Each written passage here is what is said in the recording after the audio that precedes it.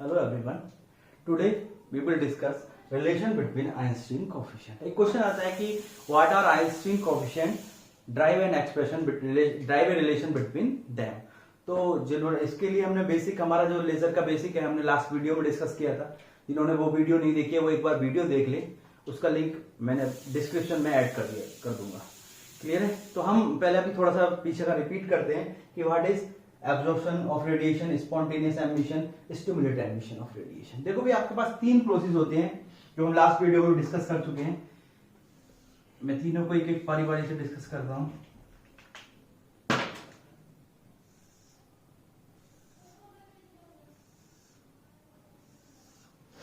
अब आपके पास एक बॉल है. बॉल को आपने ऊपर को फेंका तो आपने बॉल कहां पर थी? ग्राउंड स्टेट में थी. ये सब क्या है? ग्राउंड स्टेट को मैंने E1 मान लिया है, एक्साइड स्टेट को E2. ग्राउंड स्टेट को E1, एक्साइड स्टेट को E2. ग्राउंड स्टेट को E1, एक्साइड स्टेट को E2. क्लियर? बॉल मेरे पास कहां थी? ग्राउंड में थी. मैंने उसे एनर्जी दी, ऊपर फेंका तो इस एनर्जी को लेकर बॉल कहां चली गई? Exide state. जिस एनर्जी स्टेट में जानी थी मैं उसी एनर्जी का दूंगा. मान लो बास्केट वॉलीबॉल खेल रहे हैं, बास्केट में बॉल डालनी है तो उतनी ही एनर्जी दूंगा जिससे कि वो बॉल सिर्फ बास्केट तक पहुंचे.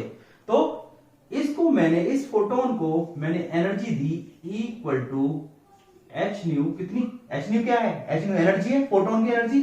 और कितनी होती है? कितनी देते हैं? कितनी? जितनी मुझे रिक्वायर है. मुझे कितनी रिक्वायर है? इन दोनों के डिफरेंस के बराबर, यानी कि E2 माइनस E1. क्लियर है. अब एटम्स जो बॉल थी कहां पहुंच गई? एक्साइटेड स्टेट में पहुंच गई. एक्साइटेड स्टेट का लाइफ टाइम क्या होता है? 10 to the power minus 8 second. 10 to the power minus 8 second के बाद क्या होगी? बॉल ग्राउंड स्टेट में जंप कर देगी. ये नीचे आ जाएगी. यानी कि बॉल को मैंने फेंका, बॉल ऊपर गई. बॉल ऊपर से अपने आप ही क्या हुआ? ग्राउंड स्टेट से ग्राउंड स्टेट में जंप कर गई. और जितनी एनर्जी मैंने इसे दी थी, कितनी एनर्जी दी थी मैंने? H new E2 minus E1. इतनी ही एनर्जी इसने मुझे इतनी एनर्जी का एक फोटोन क्या कर दिया? इसने एमिट कर दिया. तो this process is known as absorption of radiation. This process is known as spontaneous emission. अब बॉल, मान लो मैंने बॉल फेंकी और वो बॉल किसी पेड़ पे अटक गई. जब किसी ट्री पर, पेड़ पर अटक गई तो क्या करोगे? उससे पेड़ को हिलाओगे, यानी कि उस बॉल को क्या दोगे? आप एनर्जी दोगे. हम क्या चाह रहे हैं कि हम चाह रहे हैं कि ये बॉल अपने आप, हमने मान लिया कि अपने आप बॉल तो 10 to the power minus 8 second के बाद अपने आप ही आ जाएगी. मतलब पेड़, हवा चली या कुछ भी हुआ तो इतनी देर के बाद. लेकिन मैं क्या चाह रहा हूं? मुझे तो अभी चाहिए. तो मैं क्या करूं? 10 to the power minus 8 second से पहले, या इसका life time 10 to the power minus 3 हम लास्ट में डिस्कस किया था, इससे पहले ही क्या चाहता हूं कि बॉल ग्राउंड स्टेट में आ जाए. तो उसके लिए मैंने क्या किया? जितनी एनर्जी पहले, कितनी एनर्जी थी जब ऊपर थी, कितनी एनर्जी लेके गया था ये? E2 minus E1 H new. उतनी ही एनर्जी का एक फोटोन और दे दिया. तो ये फोटोन क्या करेगा? इस पे फोर्स ऑफ अट्रैक्शन और रिपल्सन लगाएगा. लगाने के कारण ये क्या करेगा? इसे नीचे खींच लेगा और ये इतने टाइम पहले ही कहां जंप कर जाएगा? ग्राउंड स्टेट में जंप कर जाएगा. कहां जंप कर जाएगा? ग्राउंड स्टेट में जंप कर जाएगा. ग्राउंड स्टेट में जंप कर जाएगा और क्या करेगा? एक फोटोन तो इसके पास ऑलरेडी था और एक फोटोन आपने दे दिया. उतनी ही एनर्जी के दो फोटोन आपको एमिट कर देगा. तो इस प्रोसेस को बोलते हैं हम stimulated emission of radiation, which is the principle of laser. यानी कि हमें एक फोटोन से कितने फोटोन मिल रहे हैं? दो से कितने मिलेंगे? चार से कितने मिलेंगे? 8. इसी तरह से हम ये प्रोसेस बार बार रिपीट होता रहेगा और हमें क्या मिल जाएंगे? हाईली इंटेंस लेजर बीम मिल जाएगी. तो इस प्रोसेस में जो स्पॉन्टेनियस एमिशन ऑफ रेडिएशन था, इसमें हम क्या करेंगे? प्रोबेबिलिटी ग्राउंड से एक्साइटेड में जाने. तो एटम्स कहां था? ग्राउंड में. तो कहां बना रहना चाहता हर कोई? ग्राउंड स्टेट में. कोई भी अपनी एनर्जी स्टेट को डिस्टर्ब नहीं करना चाहता. जहां है वहीं पर बना रहना चाहता है. तो कहां पर था? ग्राउंड स्टेट में था. मैंने क्या किया? इसे एनर्जी दी. एनर्जी को लेकर ये एक्साइटेड स्टेट में गया. तो इसकी प्रोबेबिलिटी ग्राउंड से एक्साइटेड में जाने की किस पे डिपेंड कर रही है? Energy density. एनर्जी डेंसिटी पे क्यों? क्योंकि भाई हम किसी एटम्स को तो एनर्जी दे नहीं रहे. हम किसको एनर्जी दे रहे हैं? एक मटेरियल को एनर्जी दे रहे हैं. ये कोई मटेरियल है. जब इस मटेरियल को आप energy E equal to H nu energy दे रहे हो, इस मटेरियल को आप एनर्जी दे रहे हो E equal to H nu, और मटेरियल पे तो हम क्या लेते हैं? एक यूनिट वॉल्यूम ले लेते हैं. क्या मान लेते हैं हम कि मटेरियल पर न जाकर एनर्जी किस पर इंसिडेंट हो रही है, एक यूनिट वॉल्यूम, यानी कि एक यूनिट वॉल्यूम में जितने एटम आ रहे हैं वो उस एनर्जी को एब्जॉर्ब कर रहे हैं। तो एनर्जी पर यूनिट वॉल्यूम, तो क्या हो गया वो एनर्जी पर यूनिट वॉल्यूम क्या होती है आपकी एनर्जी डेंसिटी। तो ये एटम्स किस पे डिपेंड करेंगे, इस एटम का एनर्जी को एब्जॉर्ब करके एक्साइड स्टेट में जाना किस पे डिपेंड करेगा, एनर्जी डेंसिटी पर। तो P21 is directly proportional to u और P12 equal to B12 u, where B12 is a Einstein B coefficient of absorption of radiation। तो इसको क्या बोलते हैं, पूछता है कि व्हाट इज आइंस्टीन कोएफिशिएंट। तो where B12 is the proportionality constant which is known as Einstein B coefficient of spontaneous absorption of radiation का बी कोएफिशिएंट है। क्लियर है। अब भाई प्रोबेबिलिटी क्या होती है, पहले सबसे पहले क्या लिखोगे आप, here we consider two energy state E1 and E2। E1 consists N1 number of atom and E2 consists N2 number of atom। Now most of the atom exist in the ground energy state। Clear भाई। उसके बाद heading डालोगे absorption of radiation. Since most absorption of radiation heading डालने के बाद लिखोगे since most of the atom exists in the ground energy state, therefore be given a energy h nu which is equivalent to E2 minus E1 to the ground state atom। These atom absorb this energy and jump into the excited energy state E2, and this process is known as absorption of radiation। Here the probability of atom from ground state to excited state is P12, which depends upon the energy density of incident photon। वो मैंने discuss कर लिया। तो P21 equal to u, P21 equal to B12 u, where B12 is the Einstein B coefficient of absorption of radiation। Since P12 क्या है भाई आपकी, P12 है आपकी प्रोबेबिलिटी ग्राउंड से एक्साइटेड स्टेट में जाने की। ग्राउंड स्टेट में नंबर ऑफ एटम कितने माने हैं आपने, N1। अब सारे साल तो जान ही रहे, तो जितने एटम्स यहां से यहां गए वो upon total number of atom. तो प्रोबेबिलिटी कैसे निकालते हैं, जितने केसेस हुए हैं अपॉन टोटल। तो number of atom jump from level 1 to 2 upon N1। भाई कुछ एटम्स ग्राउंड स्टेट से भाई एक, मैं तो सिर्फ एक को दिखा रहे हैं, तो बहुत सारे जा रहे हैं। तो एक कुछ एटम्स जो एक्साइटेड स्टेट में चले गए upon total number of atom. N1 को इधर ले आओ, तो N1 P12 equal to number of atom jump from 1 to 2। P12 की वैल्यू निकाल चुके हैं यहां पर, P12 की वैल्यू यहां पर पुट कर दो। तो N1 P12 कितना, B12 u nu equal to number of atom jump from 1 to 2। ये इक्वेशन नंबर आपकी 1 आ गई। क्लियर है। अब एटम हमारा कहां पहुंच चुका है, एक्साइटेड स्टेट में। एक्साइटेड स्टेट में एटम है, एक्साइटेड स्टेट से ग्राउंड स्टेट में आने की दो प्रोसेस है, एक तो अपने आप आना स्पॉन्टेनियस और एक स्टिमुलेटेड एमिशन ऑफ रेडिएशन। तो इसकी प्रोबेबिलिटी मान ली हमने P21 डैश, नंबर 2 हेडिंग डालेंगे हम कि spontaneous emission of radiation. Here the atom is in excited energy state whose lifetime is 10 to the power minus 8 second.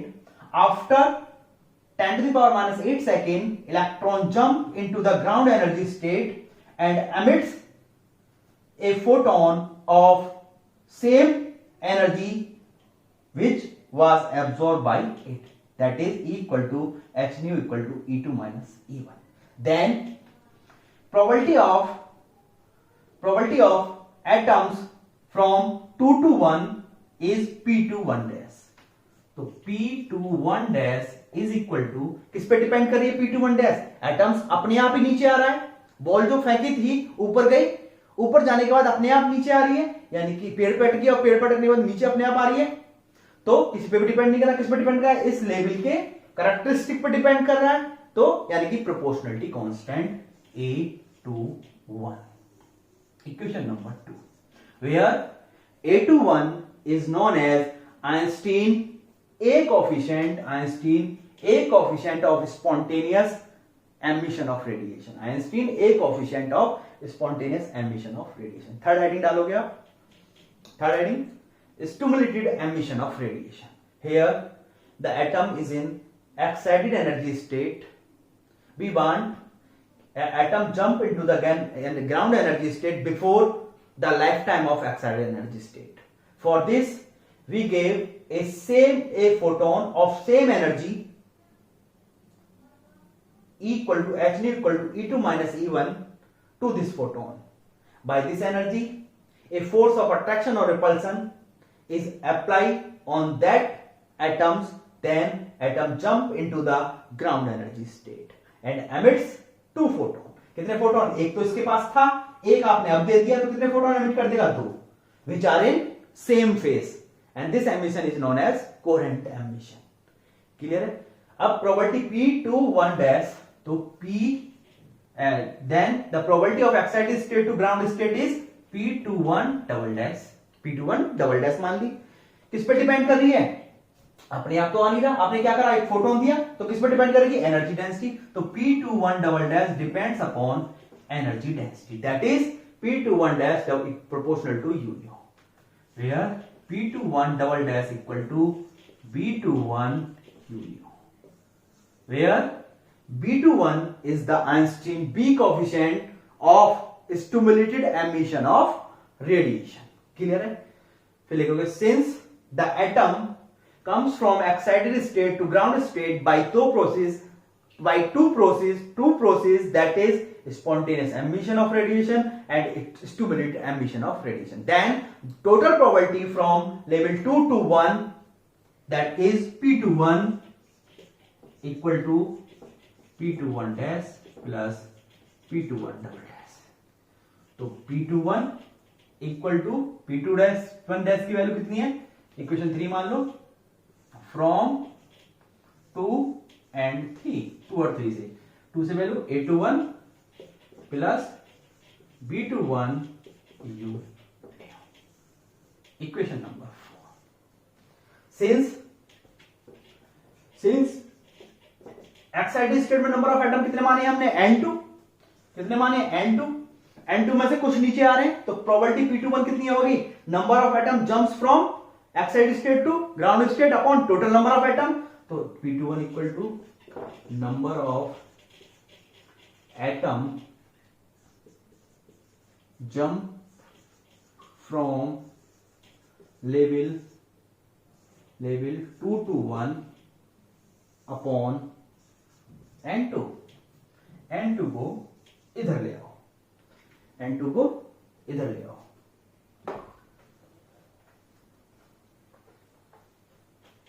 तो कितना हो गया भैया आपका? N2 P21 equal to number of atom jump from 2 to 1। P2 की value equation आपकी कौन सी है? 4 से, फ्रॉम इक्वेशन 4 से P21 की वैल्यू यहां पुट कर दो, तो N2 A21 plus B21 U nu equal to number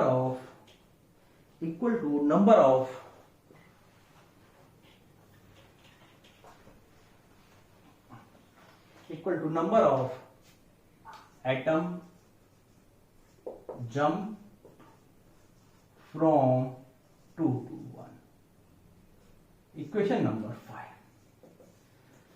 eight thermal equilibrium हम क्या डेवलप कर रहे हैं, इक्विलिब्रियम जितने number of atoms ground state से ऊपर जाए उतने ही क्या हो, लगातार नीचे आते रहे, ऊपर जाते रहे, नीचे आते रहे, ये प्रोसेस चाहते हैं। तो उसके लिए क्या होना चाहिए, नंबर ऑफ एटम 1 to 2 नीचे से 1 से ऊपर जाने के equal to number of atom 2 to 1। Equilibrium के लिए दोनों बराबर होने चाहिए। तो लिखो for thermal equilibrium number of atom jump from 1 to 2 is equal to the number of atom from 2 to 1, that is from equation 1 and 5 दोनों बराबर हो जाएंगे। ये तो number of atom jump from 1 to 2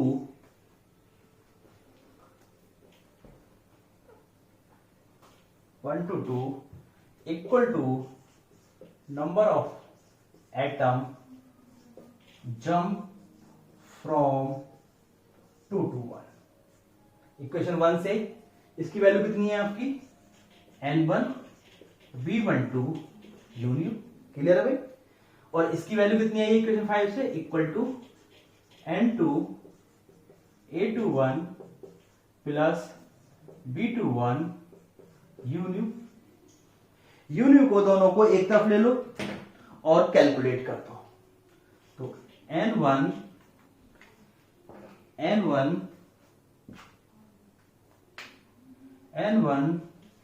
B12 union इधर अंदर cross multiply कर दो, N2 A21 plus N2 B21 union, clear है भाई। इसके बाद यूनियन एक तरफ ले लो, दोनों को जो भी आपकी यूनियन है उनको दोनों को एक तरफ ले लो। तो कितना हो गया, N1 B12 U nu minus N2 B21 U nu equal to N2 A21। U nu common ले लो दोनों में से, यूनियन कॉमन ले लिया मैंने, तो N1 B12 minus N2 B21 equal to N2 A21। तो यहां से यूनियन की वैल्यू कितनी आ गई आपकी, N2 A21 upon N1 B12 minus N2 B21, clear है भाई। इसके लिए आप क्या करो, आप जो आपका नीचे N2 B21 है उसे कॉमन ले लो। नीचे से क्या करो, नीचे से इस टर्म को आप कॉमन ले लो, क्योंकि आपका क्या ऊपर N2 है,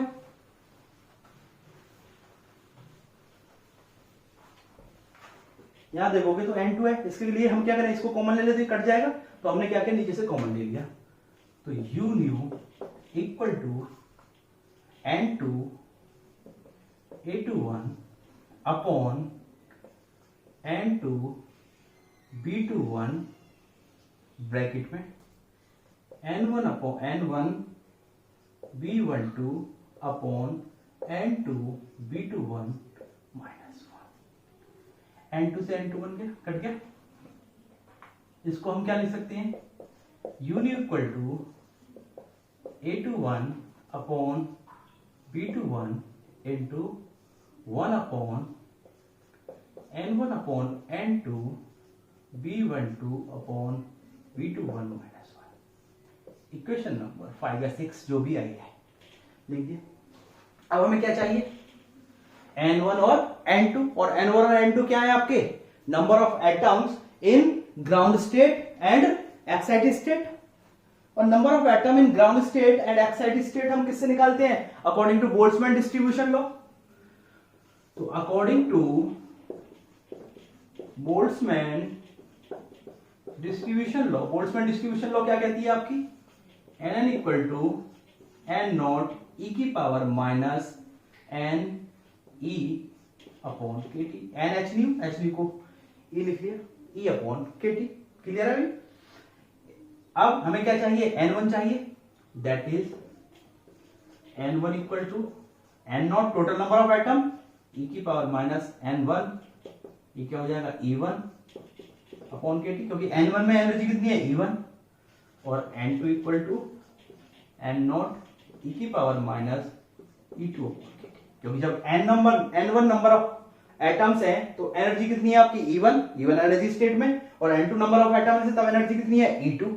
हमें क्या चाहिए N1 अपॉन N2, दोनों को डिवाइड कर दो, therefore N1 upon N2 equal to N naught e की power minus E1 upon KT upon N naught e की power minus E2। Clear, N naught से N नॉट कट गया, इसको आप ऊपर ले आओ तो क्या हो गया ई की power minus E1 upon KT into e की पावर प्लस E2 अपॉन, नीचे से ऊपर जाएगा प्लस हो जाएगा, इसको क्या लिख सकते हैं हम ई की पावर KT कॉमन आ गया E2 माइनस E1, तो ई की power E2 minus E1 upon,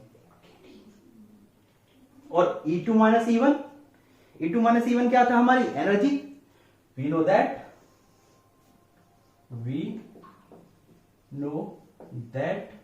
हम कितनी एनर्जी दे रहे थे फोटोन को, E equal to H nu equal to E2 minus E1, ये तो दे रहे थे E2 माइनस E1, देन तो क्या हो गया N1 upon N2 equal to E की पावर एच न्यू अपॉन, यानी कि E2 माइनस E1 की एनर्जी हमने पहले कितनी मान रखी है एच न्यू, उसको यहां पर रख दिया एच न्यू अपॉन KT। तो पुट इन 6, इस वैल्यू को यहां पर पुट कर दो, तो U न्यू इक्वल टू आपका कितना आ गया, वही आपका A21 upon B21 into 1 upon N E की पावर, इसे पहले लिख लो B12 upon B21 into e की power H nu upon KT minus 1, equation number 7। तो ये जो हमने निकाली है, ये हमने क्या निकाला U न्यू, यानी कि एनर्जी डेंसिटी ऑफ, किसकी एनर्जी डेंसिटी है ये, U new is the energy density of incident photon. ये जो U न्यू कैलकुलेट किया, ये U न्यू क्या है, U न्यू जो फोटोन आप इंसिडेंट कर रहे हो वो उसकी एनर्जी डेंसिटी जो है, energy per unit volume, energy density और फोटोन की अकॉर्डिंग टू प्लांक जो हम डिस्कस कर चुके हैं। अगर किसी ने वो वीडियो नहीं देखे तो वो वीडियो देख ले एक बार, उसका लिंक मैं डिस्क्रिप्शन में ऐड कर दूंगा।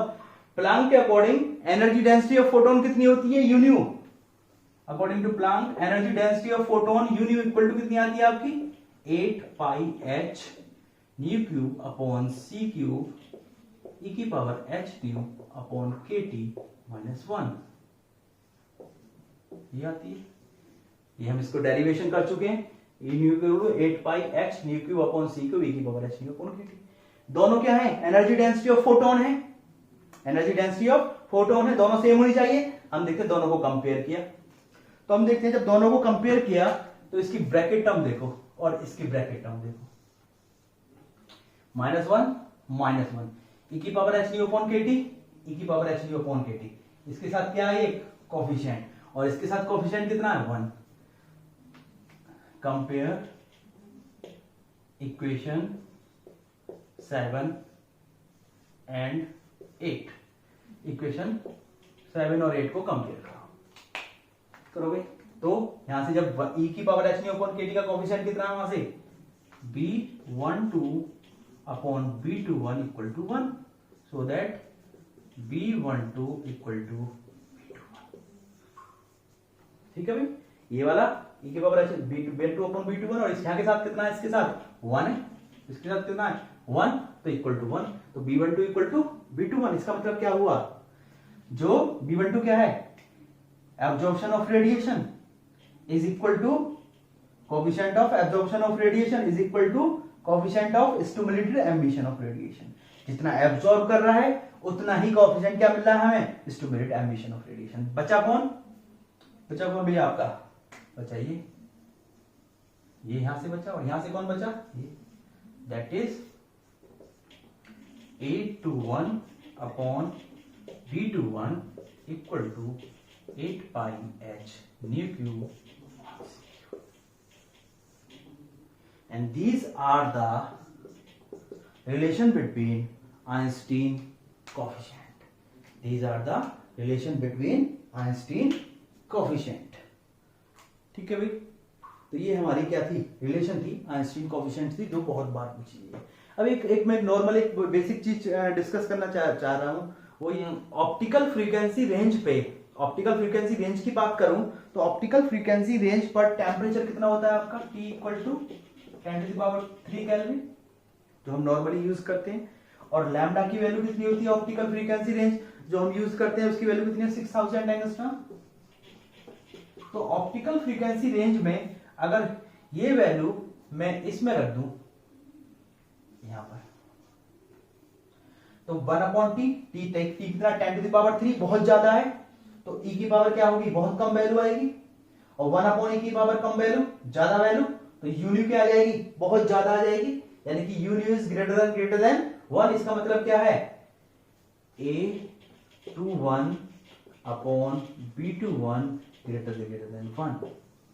इसका मतलब क्या हुआ कि A21 upon B21 optical frequency range में A21 और B21 बहुत ज्यादा बन से बढ़ेंगे। इसका मतलब क्या हुआ, A21 ग्रेटर देन B21। इसको मैं इधर ले आया, तो A21 is greater than B21, क्योंकि e की power h inversely proportional t है, और t की पावर 10⁻³ बहुत ज्यादा है, तो e की पावर कम आ गई, e की पावर कम यानी कि वैल्यू आ गई बहुत कम आ गई, उसमें से भी -1 हो रहा है तो और कम वैल्यू आ गई, और 1 अपॉन बहुत कम वैल्यू ज्यादा वैल्यू, तो ये ज्यादा होगी। इसका मतलब ये ज्यादा हो गया कोएफिशिएंट। जब ये ज्यादा हो गया तो ये ग्रेटर देन 1 हो गया, तो A21 equal to greater than B21। तो इसका मतलब क्या हुआ, ये कौन सा कोएफिशिएंट है आपका, ये कौन सा कोएफिशिएंट है अगर इसकी बात करें हम, this is the coefficient of spontaneous emission of radiation, और this is the stimulated emission of radiation. यानी कि ऑप्टिकल फ्रीक्वेंसी रेंज में सिर्फ और सिर्फ कौन सा होगा, इसकी वैल्यू ज्यादा है आपकी, स्पॉन्टेनियस एमिशन। ये जो नॉर्मल हम जो यूज कर रहे हैं, ये सिर्फ क्या है, लाइट जा रही है नीचे आ रही है, ये सिर्फ क्या है आपका, स्पॉन्टेनियस एमिशन ऑफ रेडिएशन। यहां पे क्या नहीं होता, stimulated emission of radiation next है। लेजर में क्या होता है, सिर्फ स्टिमुलेटेड एमिशन ऑफ रेडिएशन। ये था हमारा, ये हमने बेसिक थोड़ा सा क्लियर डिस्कस किया है। नेक्स्ट वीडियो में हम अबाउट लेजर पढ़ेंगे, टाइप्स ऑफ लेजर, लेजर क्या है, मेटा स्टेबल स्टेट, फिर पंपिंग वगैरह डिस्कस करेंगे इसके। तो आज के लिए इतना ही, थैंक यू।